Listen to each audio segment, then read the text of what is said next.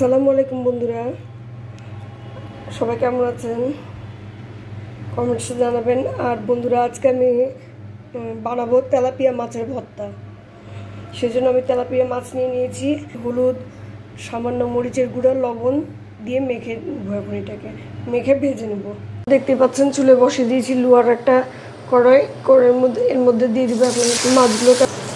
দেখতে পাচ্ছেন বন্ধুরা, আমার মাছটা ভাজা হয়ে গেছে। এখন মাছগুলো চুলো থেকে তুলে নেব। বন্ধুরা, আমি একই পাত্রে নিয়ে নিয়েছি কিছু তেল।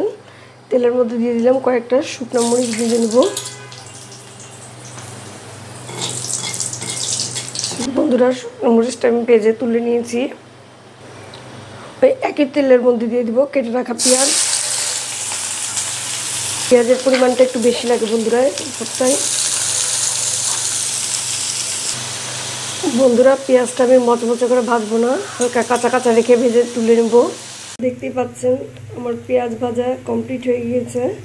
পুরোপুরি ভাজি নেই, এরকম কচকচে ভাজা রেখে দিয়েছি। এখন আমি এটা চুলো থেকে তুলে নেব। ফিরে আসলাম বন্ধুরা, আমি নিয়ে নিয়েছি একটা বাটনায় এখন নিয়ে নিব শুকনো মরিচ।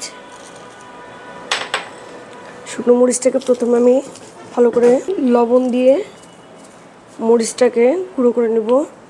বাটনায় ভর্তা করলে ভর্তাটা খেতে ভালো লাগে। দিয়ে দিব ধনিয়া পাতা। এবার দিয়ে দিব পেঁয়াজ।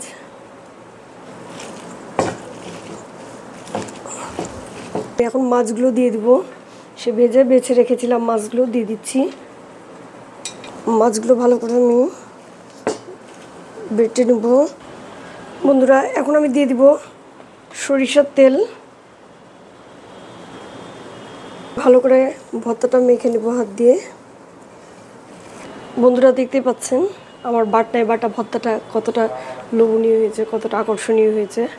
আমার ভিডিওটা যদি আপনাদের ভালো লেগে থাকে অবশ্যই আপনারা লাইক দিবেন, কমেন্টস করবেন, আর বেশি বেশি শেয়ার করবেন আমার ভিডিওটা। ফলো দিয়ে পাশে থাকবেন বন্ধুরা। আর ইউটিউব চ্যানেলটা আমার অবশ্যই সাবস্ক্রাইব করে দিন। আপনাদের কাছে অনুরোধ, সকলে ভালো থাকবেন। আজ এ পর্যন্তই। আসসালামু আলাইকুম।